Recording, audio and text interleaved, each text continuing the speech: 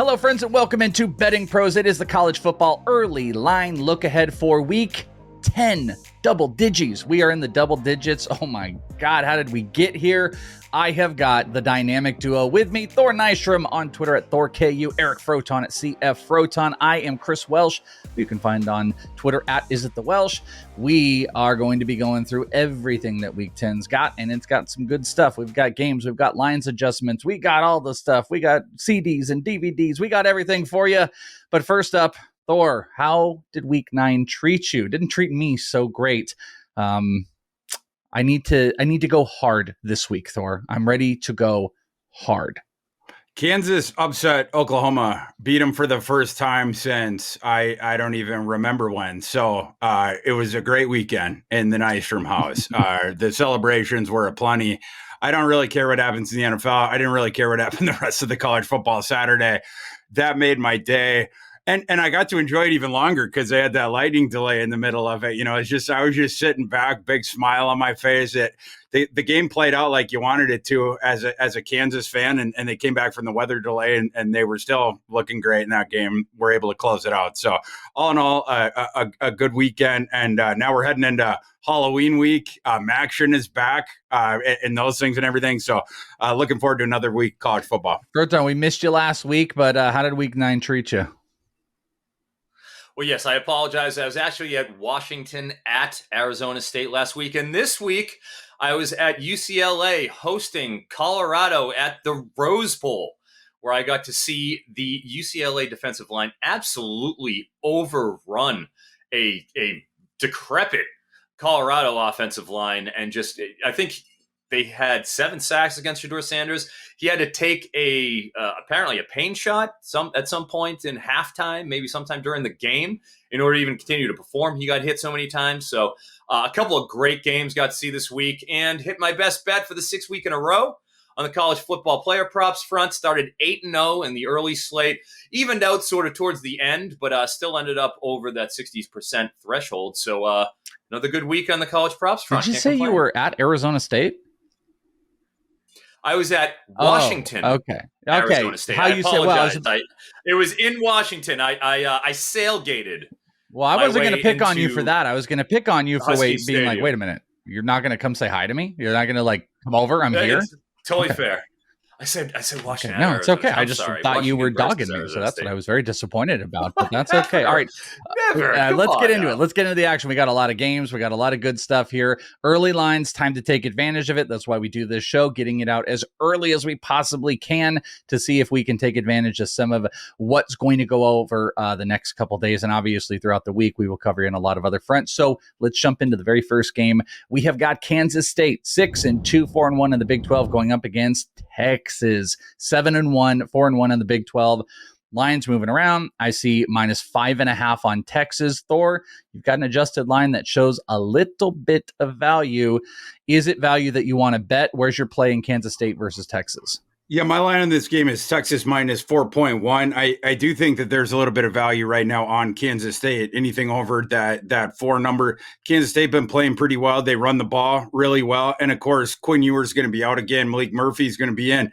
Against BYU, Malik Murphy didn't have to do anything. I was excited to watch Malik Murphy, but again, he didn't have to do anything. He threw the interception early, but even despite that, BYU's not a good team. Texas had raced out to the big lead, and they could just sort of sit on the ball and run the ball.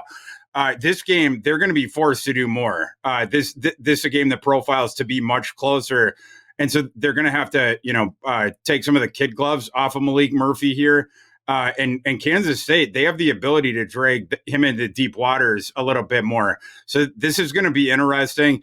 And can Kansas State do anything to slow the running game of Texas? I think that's going to do a lot to inform this. And then you have to Texas has to ask a little bit more of Malik Murphy there, and that could be dangerous. My lean would be on Kansas State again, any line over 4. All right. I see a little bit of line movement that you've already identified, Foton. They got backup quarterbacks in Texas. I don't know where in the line movement has actually gone. I suppose it's gone on the Kansas. Now I'm looking at it's gone on the Kansas State side. So talk to me about that line movement and what that means for you and any bets for this game. Sure. This actually opened at FanDuel at 7 7 even, and then we've seen it tick down 6.5, and I've even seen 6 in a couple places at this point. So it's moving toward Thor's line where he had it right in that 4.5 range. I think that's a pretty clear indicator. You should try to jump on this as soon as possible. Also, it took the total with it, opened up at 52.5, down to 50.5. And a lot of that has to do with, frankly, Kansas State's defense has been amazing in terms of the past few games, like past 5 games, really. After Missouri, when Brady Cook lit them up for like 350, they have significantly clamped down. You saw that only 3 points allowed to Huston and TCU combined, put up 82 against those two teams the past 2 weeks. So they're really hitting their stride in terms of the second half of the season. Whereas, as discussed by Thor, you got Malik Murphy, who looked incredible in the spring game. He was everybody's darling. He's, there's a reason why Arch Manning hasn't even been mentioned in terms of this backup quarterback situation, because he's, a great athlete. He's carved out of granite in terms of the guy's build. He's a prototype. But he's going to be going out there against Kansas State's stout defense.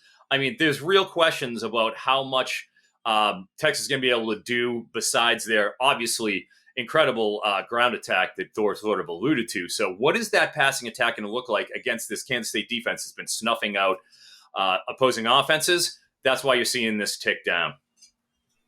Is there a bet that you love outside of, do you like any total? You were leaning towards Kansas State, but is this a firm early bet that you want to jump on? Yeah, I like the under 50.5. I think it continues to go down. He probably settles around 47.5, 48.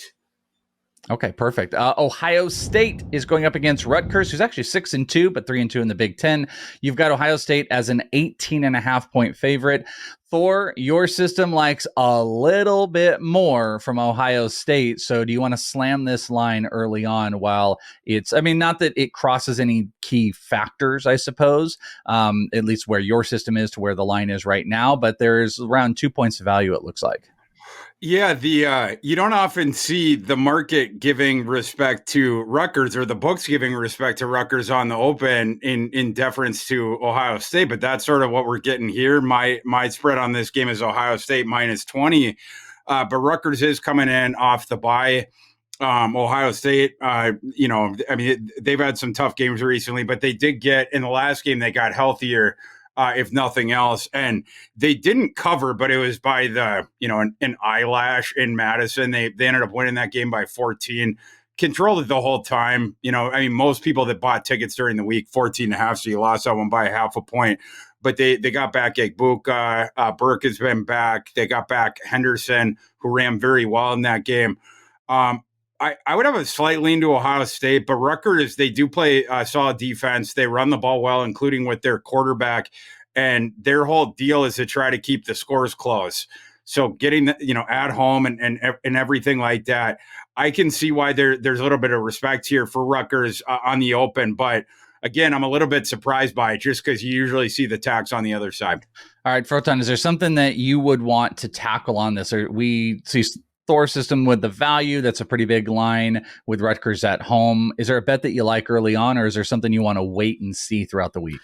I do. I have a lot of respect for Rutgers just as a program, what Greg Schiano's done in terms of what they're trying to do to suppress other offenses. Their defensive line coming into the season was expected to be good. I think they've even outperformed those pretty lofty expectations, 6-2, as you see here. I love Rutgers. But they play slow, 121st in terms of pace. And what their strengths are is kind of fits alongside Ohio State. I don't think they're going to be able to score on Ohio State, but I do think they'll be able to slow them down a little bit. I'm waiting to see what the under ends up looking like, because as much as Ohio State, I think, can put numbers on the board, I don't think Rutgers will. I'd be looking at what their team total looks like. As Thor mentioned, we have a fully operational Death Star Ohio State going on. I'd kind of look at the under. Their D has been amazing. All right, third game up here. This is morning slate that we're talking about. We got Texas A&M, who is 5-3. They're 3-2 in the SEC, going up against Ole Miss, who is 7-1. One loss came out of the SEC. They are 4-1. I'm going to set something up to ask you on this as well, Thor. The line I've got around 3.5. Your system is around 4.2. But something that we noticed before this game, and it's kind of been ticking in that general direction, is a lot of closer lines, a lot less huge discrepancies than we saw earlier on in the year. Does it surprise you? Does it feel late to the game where everything's kind of catching up to like where your system is having it? Like, we're just not seeing as big a discrepancies, and this is kind of one of those. There's less than a point differential between what is out there and what you've got. Yeah, you're definitely seeing a tightening and more agreement, and I guess we just have more information on these teams and different stuff like that. Especially teams like this, we got the data and we've all seen them so many times. My system is right in line with Vegas and where the opener was on this one. I have Ole Miss minus 4.2. Live line I'm seeing is Ole Miss minus 4.5. And I think that's fair, objectively fair with this game being in Oxford. Both these teams won last week. Both these teams were playing really, really bad opponents last week. A&M, you would have liked to have seen them beat South Carolina by a little bit more margin. You know, they played with their food there for a little bit. Max Johnson, I will give a shout out to Max Johnson. He did get to his over in passing yards by a yard and a half on the final drive. So shout out Max. That rancid South Carolina pass defense. It's the gift that keeps on giving. I didn't think Max was going to get there. But yeah, even South Carolina's pass defense gave it to him. Texas A&M, I had higher hopes for Max Johnson, based on how experienced he was and been around the game and the weapons that A&M has and having Bobby Petrino call the plays, different stuff like that. But they have clearly changed the way that they call the games for him, if nothing else. And he avoids the mistakes and stuff. But it's like you have two things going on where he has a conservative game in and of himself, but then Petrino is clearly calling a more conservative game as well. And so those two things in conjunction, you've lowered the ceiling of the explosiveness by a lot with those two things going on in conjunction. And that's why the A&M offense has become the paint dry thing again. From where we thought it could be at the beginning of the season when Weigman was doing his thing. In this one, it's a tough proposition having to go on the road against Ole Miss, where when that offense gets humming and they're running the hyper tempo and then they start putting the points on the board, the thing you're concerned about in a scenario there is now all of a sudden Max Johnson, he's going to have to put points on the board if they're down by 10, they're down by 14. How is that going to work? And they have to get aggressive now. That could be a bad scenario there.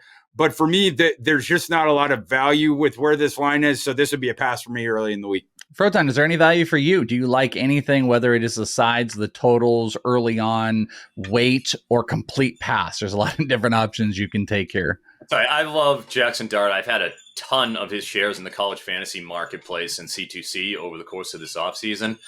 I just felt like a classic, to use a baseball phrasing for you, Welsh, post-hype sleeper is 100% fits Jackson Dart. And it doesn't fit Max Johnson, who I've gotten to watch enough of him over the past few weeks where all he's doing is hitting Anaya Smith on shallow or middle. He loves Anaya Smith. He's just hitting them on short, like little slants, crosses.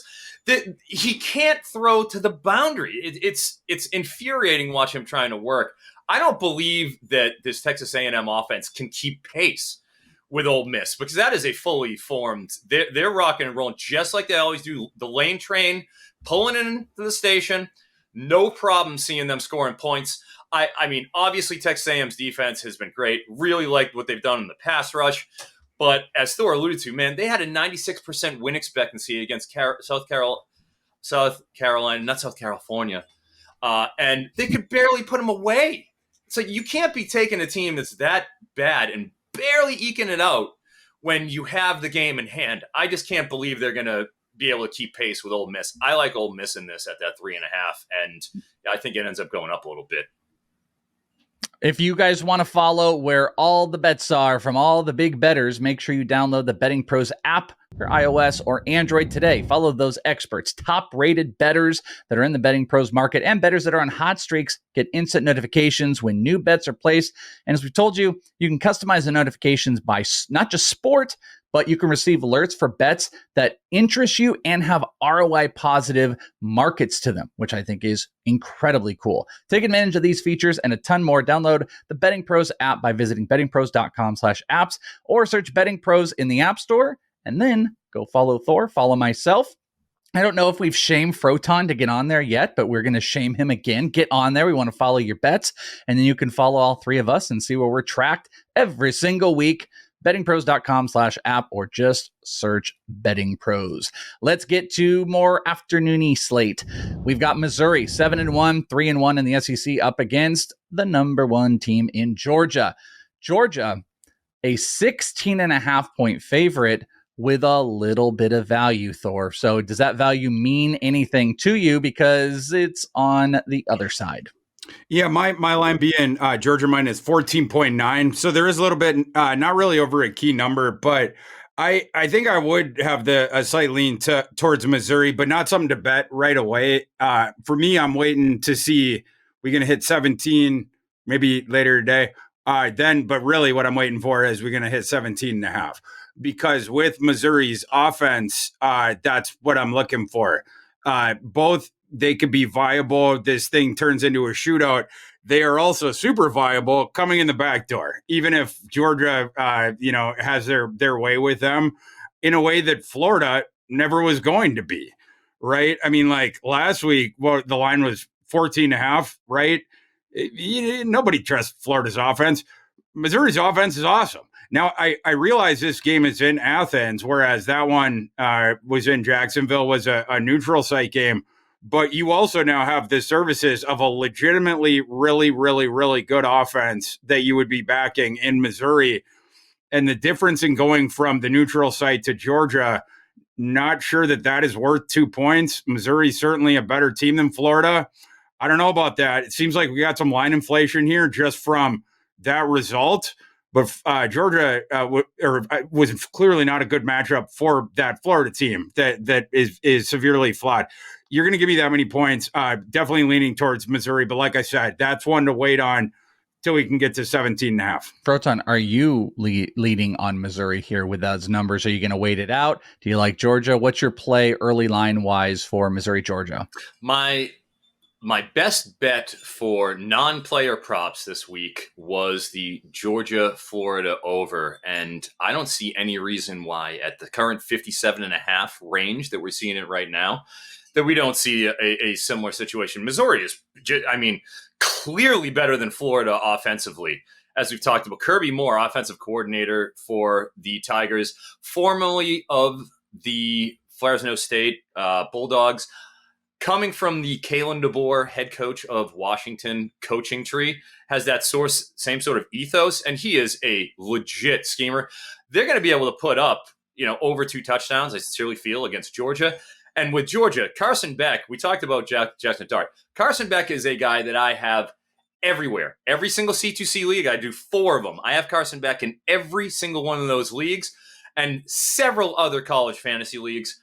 I have been the Mike Bobo changeover to offensive coordinator from Todd Monken has been an absolute boon for the passing game for Georgia. All about Carson Beck. Hit is over, I think, 3 straight weeks. He's gone over 300, at least 5 out of the last 7. I don't think there's going to be any problem hitting the over in this game. By the way, Foton, why don't you get that shirt up for us a little bit? Let's see that shirt for a second. It says, play college fantasy football. That's right. College fantasy I just thought that was appropriate. It's the sport of champions, everyone. You want to be better at anything in the NFL, you're going to know every single guy that's going into the draft, forwards and backwards, if you play college fantasy football like me and my friend Thor. Foton, did Chip Kelly tell me you were wearing that on the sidelines of UCLA, Colorado? That is correct. I might have filmed the video at the end of USC Colorado from midfield with the teams in the background with this very shirt on last night, urging everybody to play the sport of kings. College fantasy football. Coach Prime texted me and he said he wants one of those for a ton. He told me to let you know. T.O. loved it. I saw T.O. on the sideline, said what's up, and he's like, he actually legitimately inquires, like, oh, college fantasy, okay. Well, you're like, hey, let's get it going. T.O., like, can you get a selfie? And he was on the phone. He got a phone call before I get a selfie. I'm like, damn, T.O. We'll get him in the 50 teamer next year. And all of our friends, Scott Bogman, would be very happy about that. I will also say, I haven't done in the last 2 years college fantasy football, but it was probably the best prepared I'd been playing Dynasty was when I was locked in playing college fantasy football. So just a shout out to that and that shirt. I just good felt to see Bogman is pulling you in. I like it. Great work by our friend Bogman getting you involved, Welsh. Years and years. You just can't get me back in right now. There's too much going on. All right. We got some betting to do. We got more betting to do. We've got Penn State, 7-1 Penn State going up against Maryland, who's 5-3. Penn State, 10.5-point favorite. I mean, it's in Maryland. The adjusted line, Thor, it's not that there's a key marker, but it does cross that little hook point here. There's just not a ton onto it. But what do you think about this game? What stands out for you in the Penn State matchup? Yeah, well, first, before we hit on that one, I was just sort of smiling here. The Sunday lines, we record this Sunday. They're just so crazy. 5 minutes ago, the Iowa Northwestern line had dropped to Iowa minus 3.5. And then in a blink of an eye, it's now to Iowa minus 6 across the market. So people for sport, this is what I do for sport. It's just, you sit and you watch the people with the heavy hammers in the market just annihilate these lines one way or the other, the college football lines. You see line movement on Sundays unlike anything you've ever seen before. So it's just like crazy to watch it in real time. It may probably make a great live stream show to just be, it's like news anchors or like breaking news. It's just going 100%. Yeah, because you'll see moves of a point or more across the book, in a snap where you would not see that during the week, but you see it on Sundays all the time. The Penn State Maryland game, both these teams did not look good yesterday. They both looked disinterested, Maryland particularly so, but Penn State, they almost got caught with their pants down in that one. They came off their disappointing loss, and they did not appear to take Indiana seriously whatsoever. I made the joke late in that game on Twitter that someone should tell James Franklin that they're not playing Ohio State or Michigan. They were playing Indiana. And they almost suffered their own upset, which of course Maryland was suffering their own embarrassing upset. So this will be interesting to see which of these two teams gets off the mat. My line on this game, Penn State at Maryland, is Penn State minus 9.9. So I am showing a bit of, a point of line value or so on the home team in Maryland. But yeah, you would have to have some chutzpah to bet that one early in the week after, yesterday we watched Maryland with the performance that they had. But then on the other hand, you have to lay double digits with Penn State on the road, going to Maryland, and what should be a bounce back spot for Maryland. This is one where I don't really trust either of these teams right now. So this is going to be a stay away early in the week for me. Foton, what do you trust? What do you trust out of this game, if anything? Man, you look at Maryland, right? And first 5 games, did they ever feast on the lower divisions of college football? Towson, Charlotte, Virginia, Michigan State, and Indiana, which doesn't look so bad. And rolls right through them. And then Ohio State comes in and handles them. Just slaps them around. They go and donk one off to Illinois. They had a 65% win expectancy. And then they just get handled. And I watched a good portion of that game against Northwestern yesterday by Maryland. They were getting handled by Northwest. That was a brutal showing. Playing from behind the whole game, couldn't really run the ball to any extent at all. Roman Hemby, who had like 1,300 total yards last year, he has just become completely phased out and got pushed around on the line. Like how do you really go in and say, oh yeah, this Maryland team coming off 3 losses is going to be, any kind of a threat. That being said, obviously Penn State coming off the loss to Ohio State, and you expect them to bounce back, and they just went and laid an egg against Indiana. Very well could have lost to Indiana. It's tough to back anyone. Because I'm selfish, I will be on the sidelines for Michigan at Penn State in 2 weeks. So this is like my week off. I want to see Penn State have a good showing heading into that Michigan game. All right. Because right now, the look ahead line to Penn State, Michigan on FanDuel is only 7. And that looks like a pound town session for Michigan, even on the road right now against this Penn State team. So if there's a recommendation, I would say take a look, lay the touchdown right now with Michigan. If Penn State doesn't look good against Maryland, it's probably 10.5, 11. But who knows what it looks like? Even if they go and squeak it out, you're still going to get some CLV. So that's my call. Michigan, lay 7. All right, let's do it. Oklahoma versus Oklahoma State, 7-1 versus 6-2. And we got key marker range. We've got 6.5 on Oklahoma right now. And I see the adjusted Thor line at 8. So we are right if you can get it at 6.5, because I think there may be some 7s as well. Thor, what do you think? Do you want to slap that at 6.5 right now? Yeah, this is a buy low spot on Oklahoma for sure. And I watch, obviously I was alluding to it at the start of the show, big Kansas fan. Everybody knows that. I watched every snap of that game, and Oklahoma did not look good in that game. Realize that. And Oklahoma State has looked great recently. And I'm a certified holder of over 6.5 Oklahoma State regular season win total ticket from the preseason. So, I'm down with the Pokes, but I think we've gone a little too far with it. They've beaten some bad teams, the last one being Cincinnati. I just think qualitatively here, this one's a little bit beneath its import where it should be. Oklahoma State's going to have a hard time putting the clamps on Oklahoma's offense. The last game, Gabriel played way down. I found it really interesting that despite the fact that Kansas had a lead for most of that game, that Oklahoma was not throwing the ball a ton. A part of that was circumstantial, but a part of it they were choosing. They didn't attempt to pass as often as they generally do. And the elements of that game, for sure, they were in play, right? Like you had the delay with the lightning and all that, and it was raining. But typically, the thing that is deleterious to the total, it's the wind. And you didn't have the wind at 20 miles per hour or something where you would have been like, we need to take the ball out of Dylan Gabriel's hands to that degree. I think what maybe happened there, I don't know. You don't know if the kid just woke up sick like Bijan Robinson and they didn't tell anyone, or what the deal is. You have to wonder if, we talk about his size and stuff like that, and the fact that, he doesn't have a strong arm, whatnot. You wonder if it's a hand size thing and the grip on the ball was an issue there. And that's, that played a part.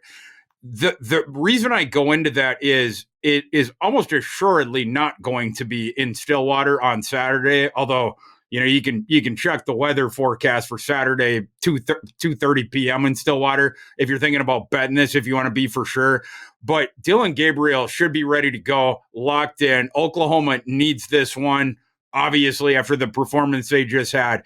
And Oklahoma State their defense does not profile well to stop an offense like this. They haven't faced one in a while. I could go through Oklahoma State's entire schedule, but a part of the reason why I love the over win total on them, why I thought people were sleeping on them in the preseason as far as that went, is they had one of the easiest schedules you'll ever see for a Power 5 team.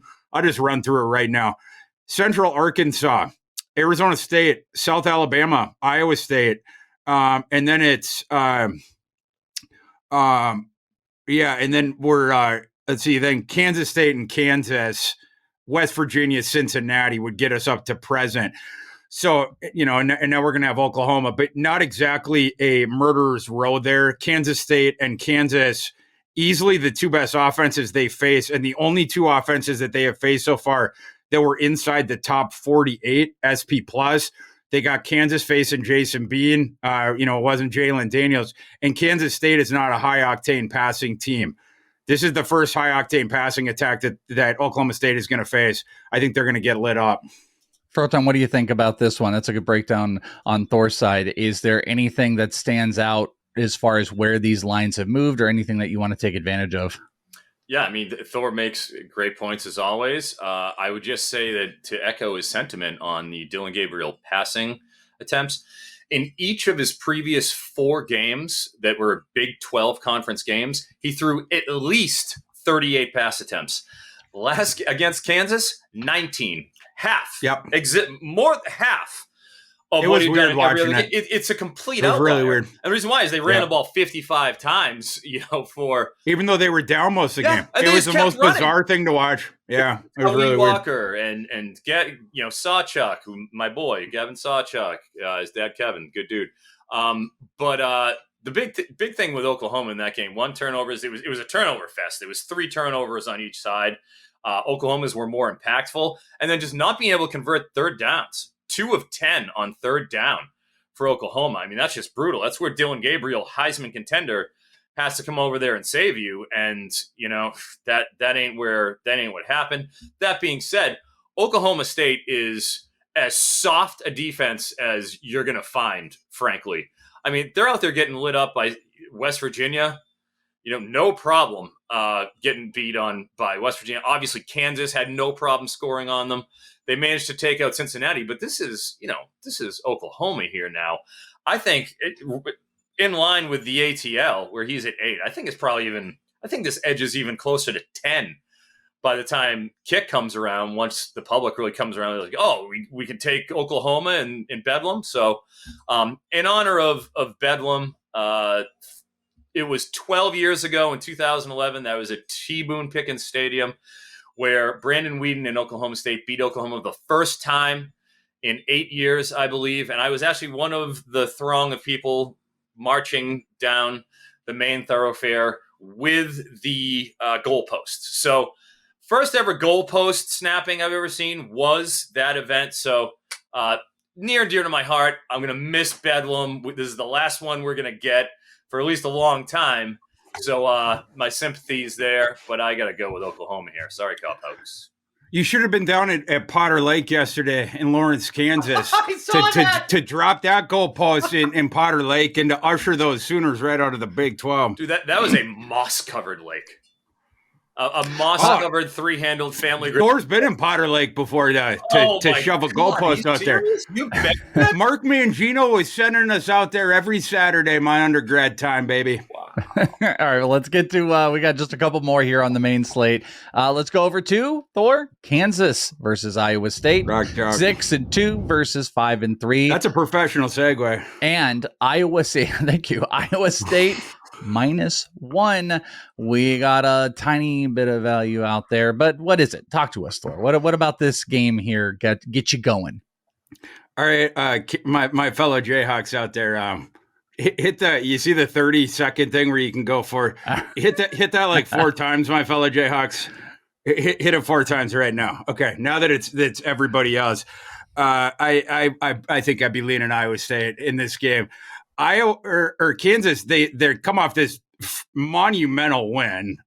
This is a deflation spot coming the week after. Now you have to go to Ames, very tough place to play in a bad matchup.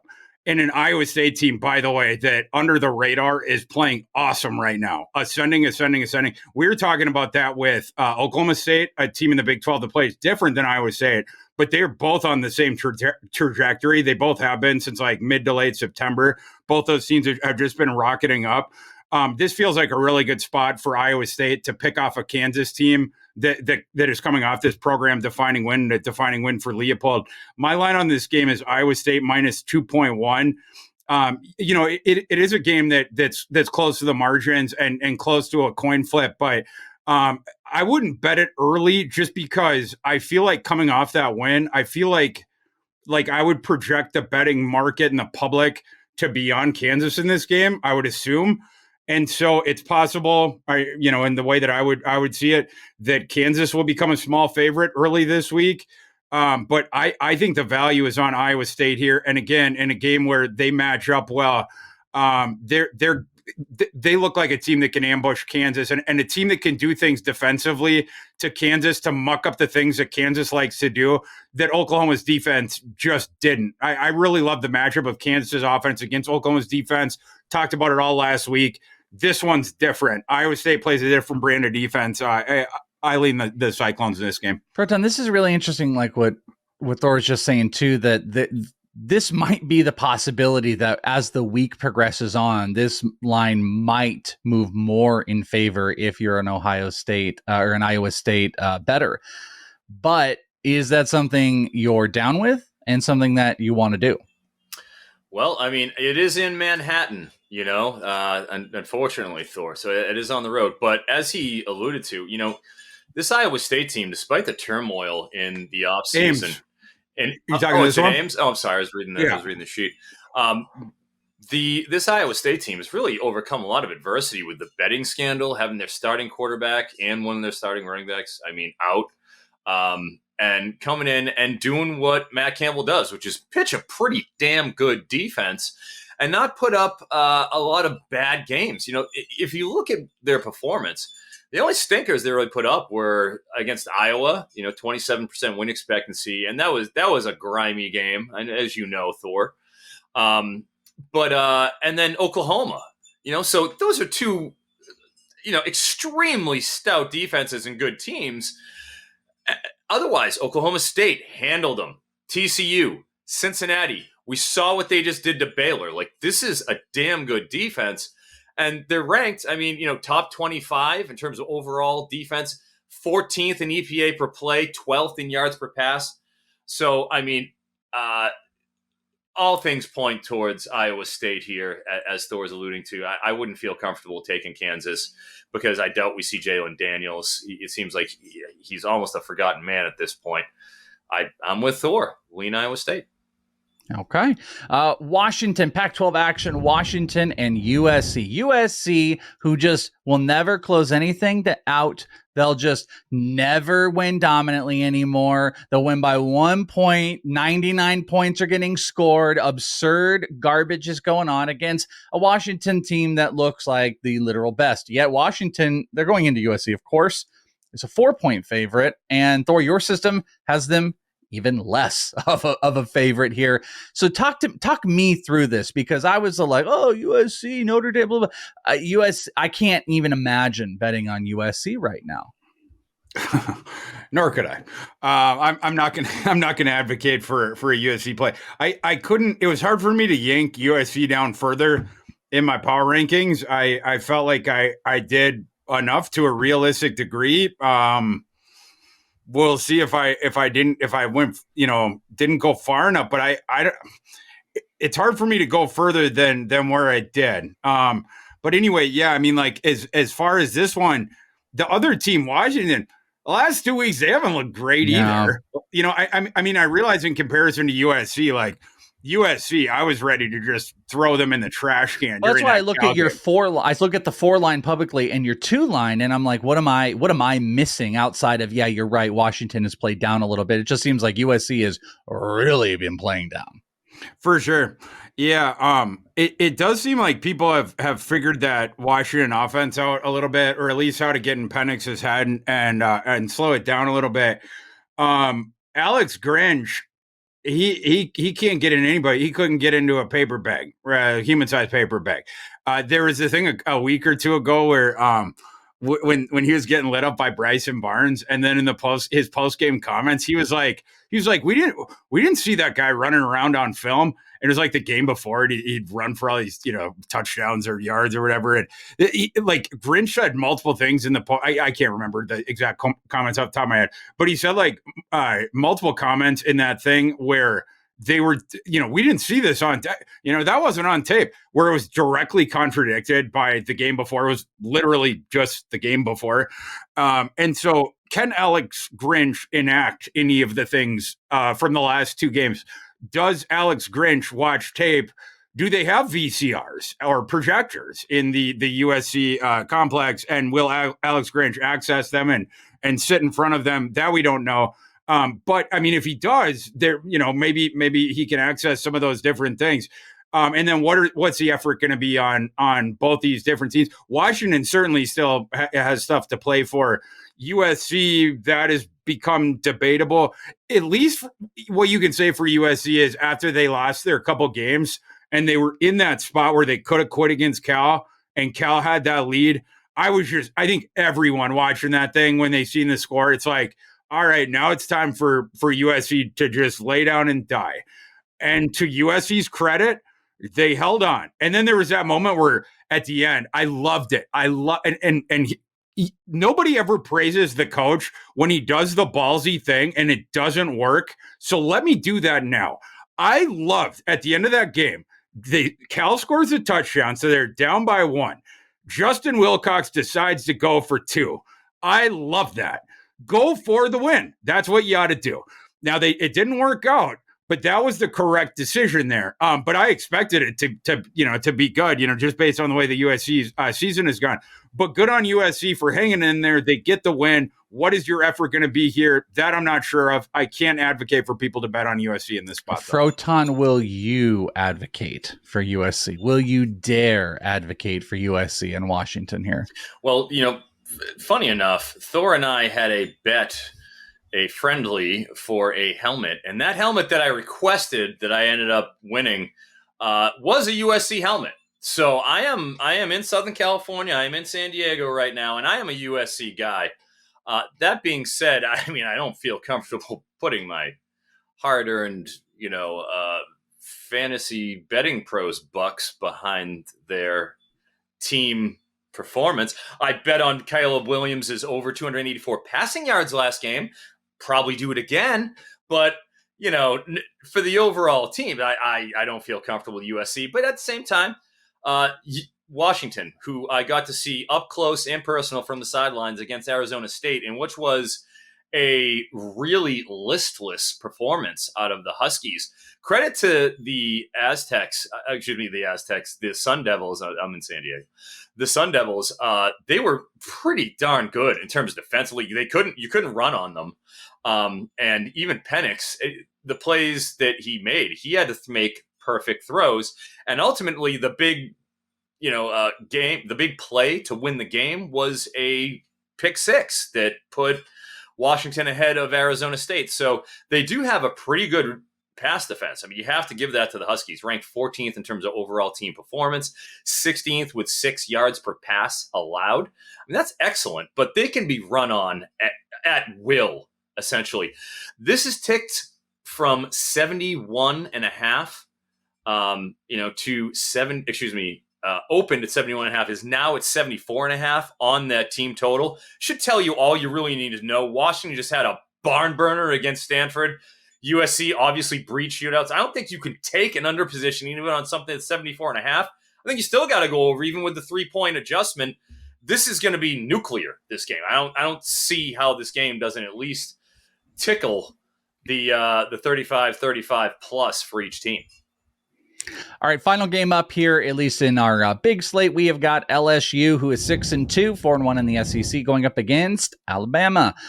Undefeated in the SEC, but 7-1. Alabama, a 4.5-point favorite, and we've got over at least 1 point of line value in Alabama's favor, Thor. So is Alabama your play for the week? Yeah, probably the first time all season. Yeah, I don't remember it. Yeah, but yeah, the market is, the beginning of the season with LSU, everyone is out on LSU. But then it's like every single week now, it's like warmer. And they may have gone too far with it. Without LSU, their defense still stinks. It's still terrible. And Milroe and those, they're just going to be able to run circles around those guys. And the Civ Alabama offensive line, which is tested weekly, they're not going to be tested in this game. Milroe finally is going to have a game where he's not under duress the entire time. The LSU offense against the Alabama defense, that's going to be fun. But yeah, for me in this one, my lean would be Alabama, but it's not going to be a bet for me right this second. I have to get my mind around betting on Alabama. It's not something I've done yet this season, but we'll see if I can get there by the middle of the week. Foton, are you there? Are you there? Is your mind set to bet some Alabama this week? I've often been accused of being a Alex Grinch type, living in a stone cave, stealing kids' presents and being liking the unders. That's Grinch-like behavior. You're a mean one, Eric Foton. Being an undermonger.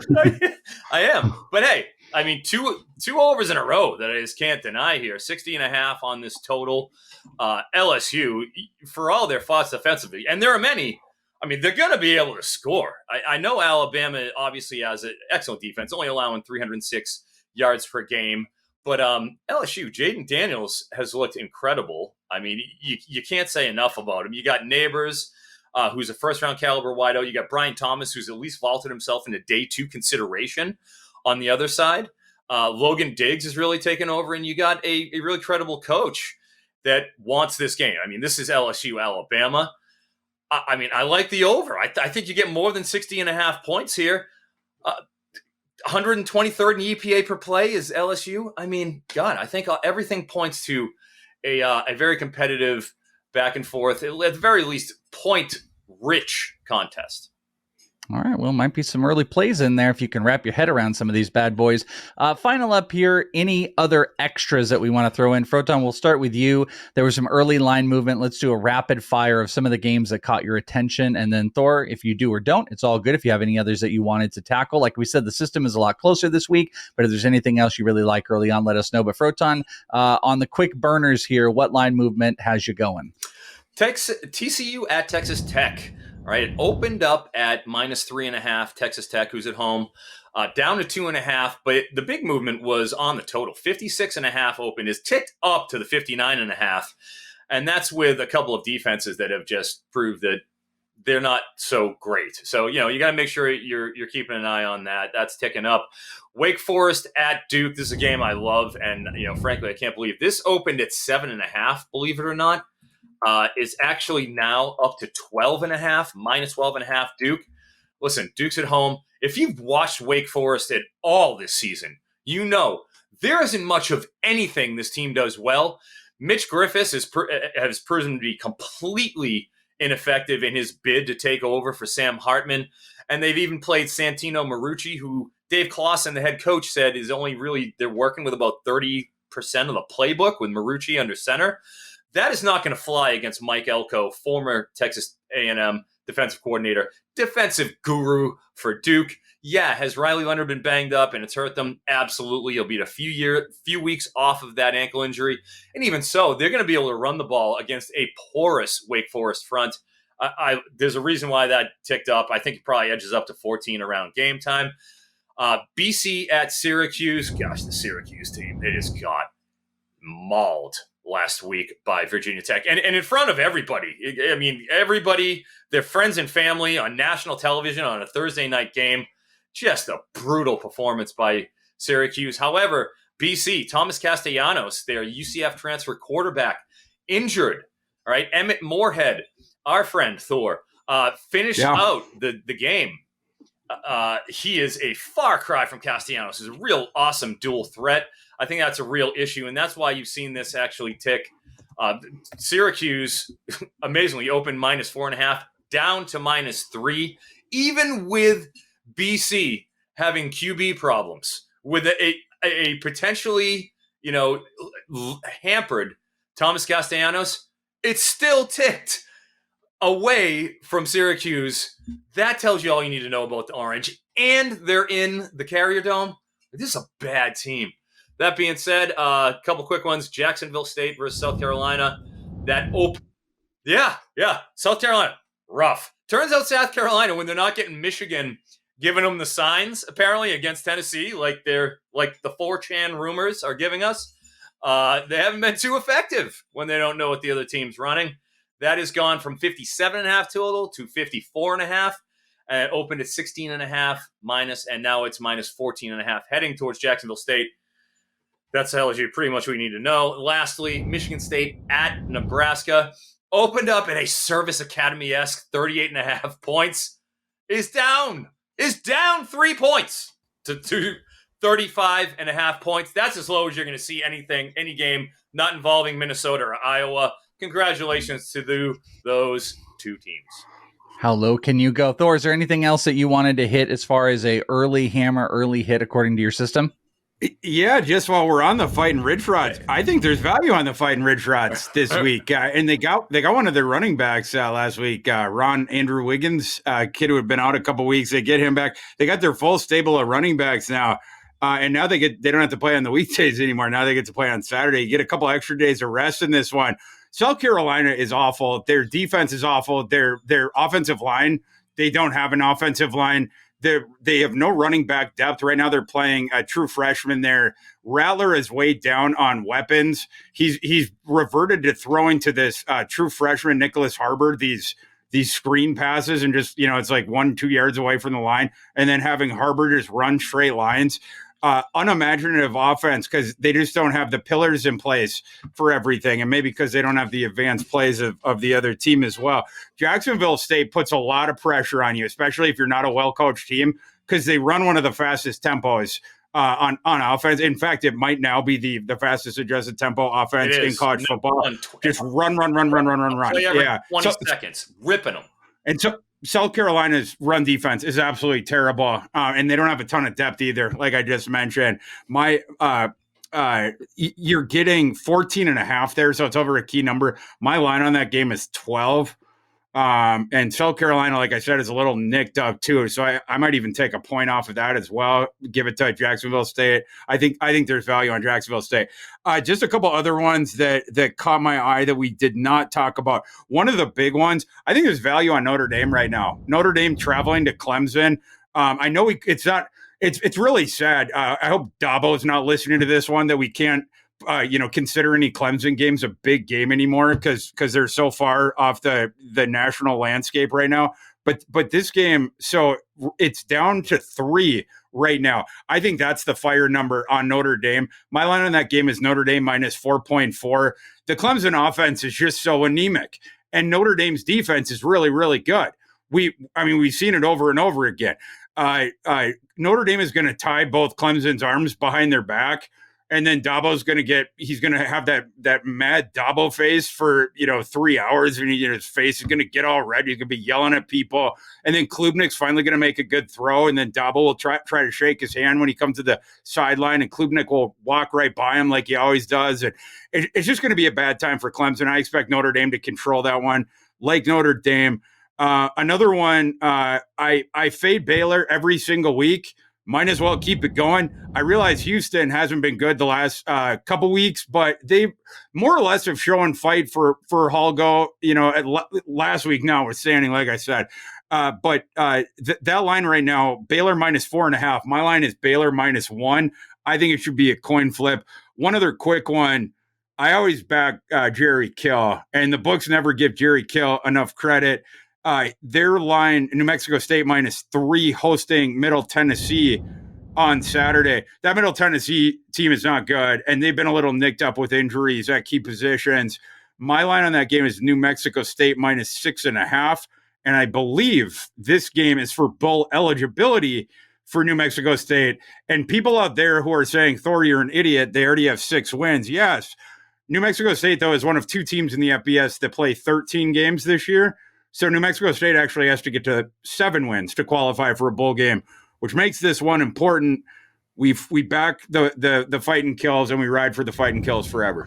We have got our bets. At least we've got our early lines and our brains. Now, if you guys want to get set throughout the week, make sure you are subscribed right here, youtube.com/bettingpros, because we got you back on Wednesday. I believe Thor is back in the chair with Mike Farrell, and I think I am hosting that one, so I will be jumping in. Bogman's going to be, it's Halloween night as we're recording it. Bogman will be flying in here to Arizona to see me and maybe the World Series, Arizona Diamondbacks currently.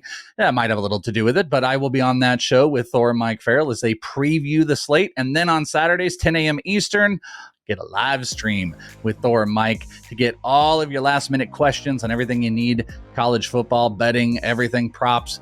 Make sure you guys are locked in so you don't miss any of that. Follow these gentlemen on Twitter at ThorKU.